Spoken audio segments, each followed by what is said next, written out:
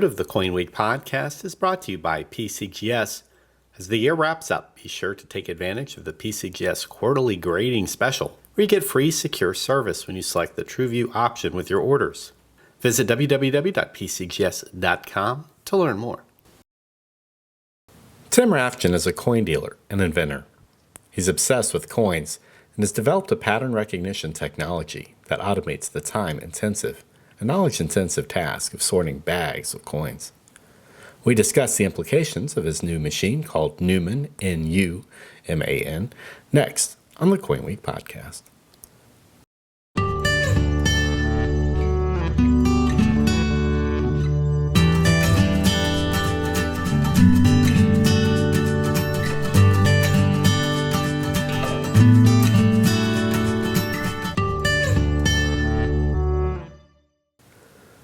Hi, Tim. Thanks for joining me on the CoinWeek podcast.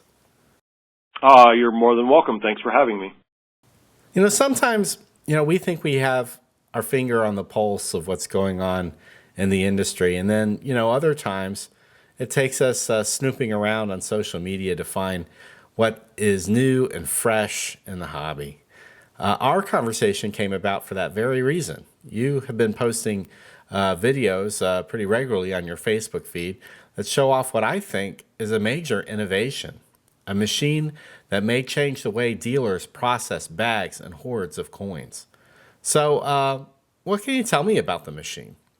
The machine, now known as NUMAN, has been mining coins. We have the ability to sort coins by date, mint mark, color, and value.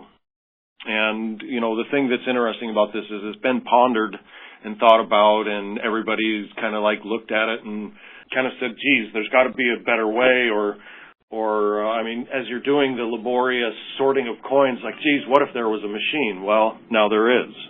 Explain to collectors what it was like for you and your company to sort bags of coins before you developed this machine.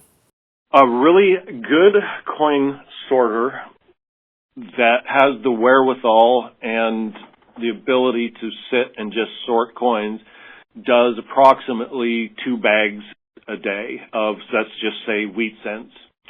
And those categories that they're sorting into will be basically just teens and 20s and 30s, and as far as getting right down to the fine details and sorting out and having bins for all of, say, the 30 mint mark material and everything, that starts taking more time.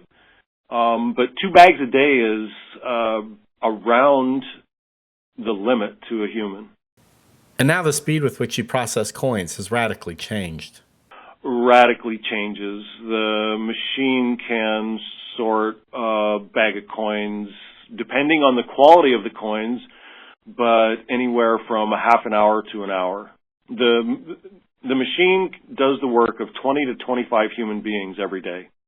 The typical coin collector has probably not seen, the way in which the back end of the coin industry, works, especially in regards to how dealers process and sort mass quantities of coins. I often joke that when people offer, quote, unsearched rolls, unquote, of Lincoln wheat cents or Indian cents, that somebody has obviously searched through them already, because how else would they know what was in the roll? So obviously your machine is going to process a lot more material than what these roll-selling dealers can post up on eBay. But I do wonder, with so much that has been searched and picked through already, how much noteworthy material is really left out there to find? Right. So we have years of being and creating relationships with businesses all over the country. And there are a lot of dealers that know dang good and well that they don't have the time to search bags of wheat cents that come in. And especially if it's from a known customer and they're known to be a bag searcher and that kind of stuff, the dealer just flips the bag.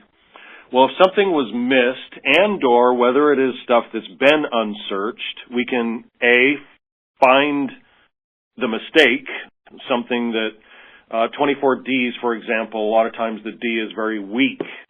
And we can pluck those out of there where if your eyesight isn't all that good, you didn't see it.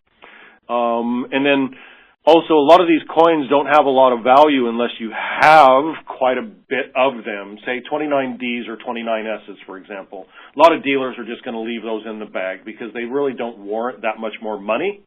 But if we build and we market product lines, then we can, sell different product and do things differently than people have done before.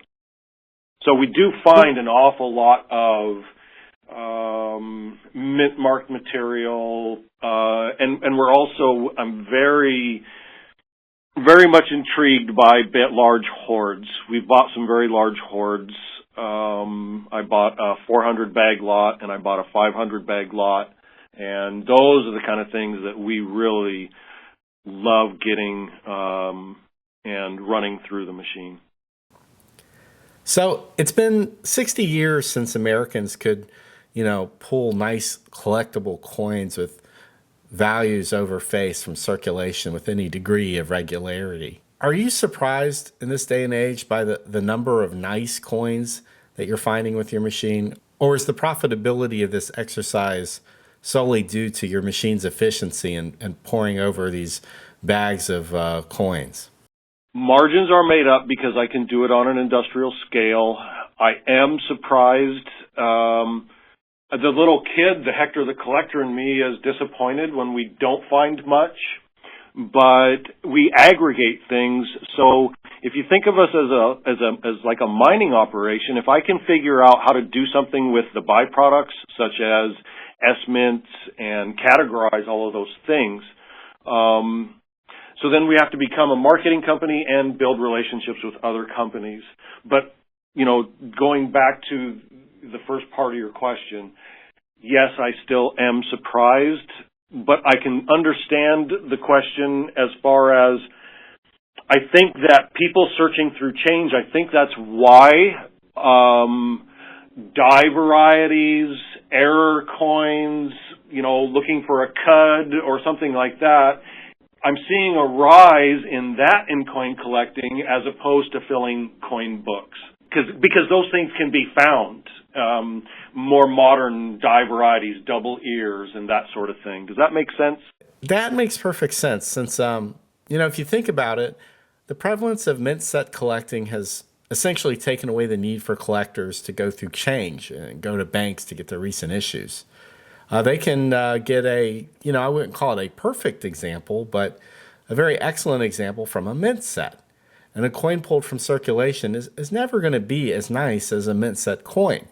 So what that ends up conveying to the collector is that the coins that they see in change are not collectible because they'll never be as nice as the ones they can buy in mint sets.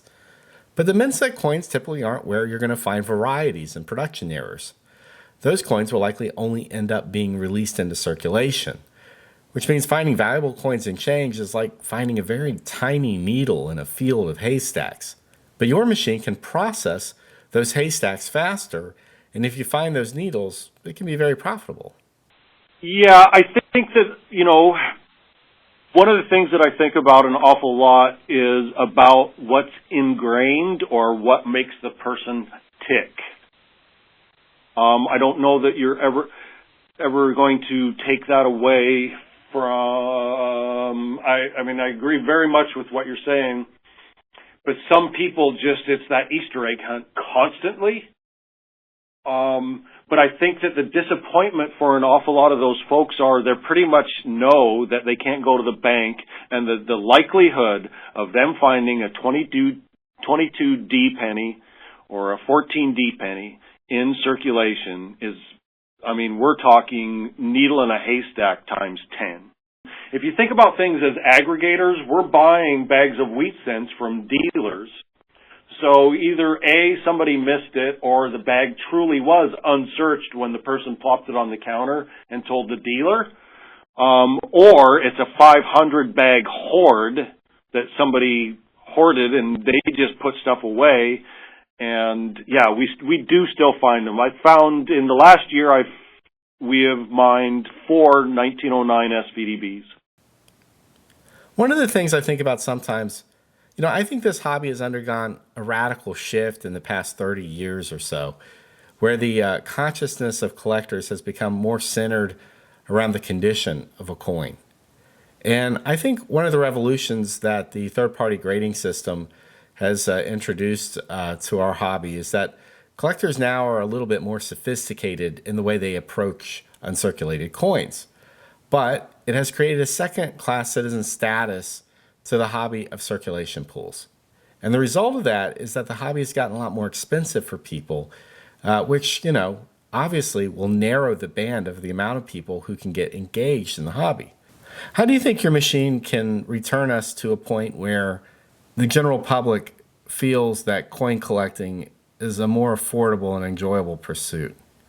How I see to do that is to not think like a coin dealer. I think because of the technology, the technology that we're using is digital, and the digital age is upon us. And the ability to think in a digital rather than an analog mindset changes the business. The people have changed. It's not so much that they abandoned the business, it's their attention has changed. And their attention is in a digital realm rather than an analog realm. When I'm selling coins on eBay, that's digitally. We will be marketing coins in different ways than they have been marketed before. Our society has moved away from driving to a coin shop if they can sit at home drinking a beer in their underwear, smoking a cigar, and looking through 30 people's Roboxes on a digital device. Well, that to me also sounds like a coin shop, with people talking about coins and sitting around in their underwear. Some of them, yes. I agree with you. I do think that people look for their entertainment and their escape from how busy, the world is by going online. And I'm one of these people that believes that, the appeal of a collectible never goes away. But I think our real challenge as an industry is to convey how interesting and fun and relevant coins are to people, and to appeal to their nostalgia, but, be firmly rooted in the present and understand the importance of the future for the hobby, not just in bringing collectors into the marketplace, but what the future coins will be like. And you can't get new people in and depend on them buying coins that are $500, $1,000, $5,000, or $10,000. And think that you're going to continuously attract new people and more people to grow that collector base, especially if these are the base level prices for coins. I could not agree with you more. I think that if you're able to bring to collectors where their attention is already, which is their cell phone, or a mobile device, or at least online. If you can engage those, get the young collectors and get them interested in coins, even if they're just only wondering, if you can plant the seed that there might be a coin in their hand that has value. That's what happened for you and I, it sounds like. I mean, I went through my I ended up with a Whitman folder, and then instantly I wanted to be able to fill it up with all of the coins, and I asked my grandparents if I could go through their change jar, and boom, I was a collector. And if we can get that going, and so it's going to where in the world that we live in today, all of the social medias, we're talking Facebook, Instagram, all of it is, it's all on eyeballs. So it's not that we need to try to get the new or even just the collectors to turn their eyeballs to the hobby.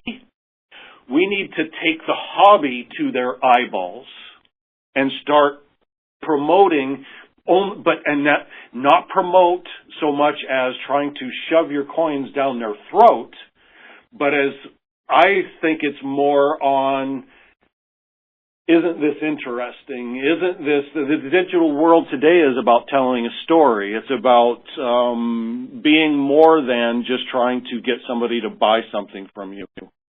So, Tim, if you look back through the coin booms of the Depression era and go through the 50s and 60s, people were basically collecting coins at or near face value. And there was a lot of retail space available through the 80s where you could go and sift through a junk box of Liberty nickels or Indian cents and find pieces that would fill holes in your albums. And that isn't the version of the hobby that is much promoted these days. But I think to get people, more people into coins, we have to find approaches to make this pursuit interesting and accessible to people and to let them know that it is okay to collect coins that are not, expensive. Yes, very, very, very much so. I know a lot of people get away, when we grow up and stuff. I collected when I was younger, and then of course, sports and girls and cars and stuff like that come along, and I got away from it for a very, very long time, but circled back around just like you're talking about, and I can't believe how much I enjoy being involved in something that I had so much passion for when I was young. So you're working on a mobile app that allows users to identify coins and find out what they're worth. Tell me a little bit about that.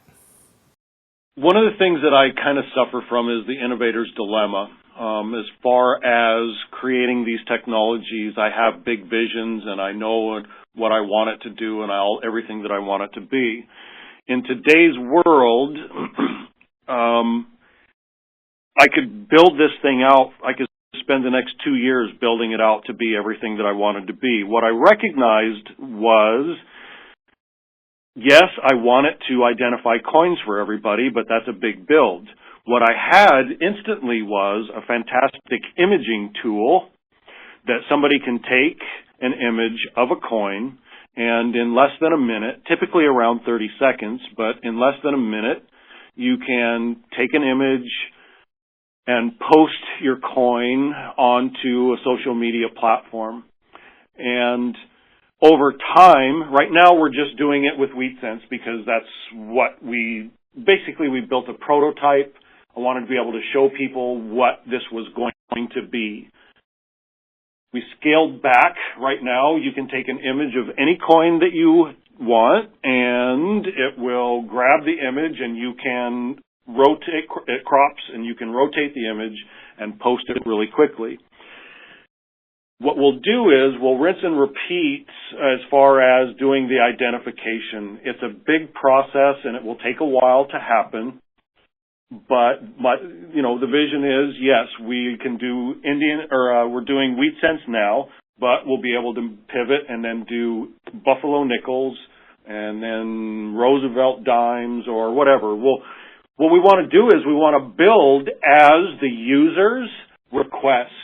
If I have 1,000 users, we do a poll and 1,000 users say the next coin they want us to do are Buffalo nickels, then we're going to go out and we're going to build the system for people to identify and evaluate Buffalo nickels. So are you still accepting beta testers for your app?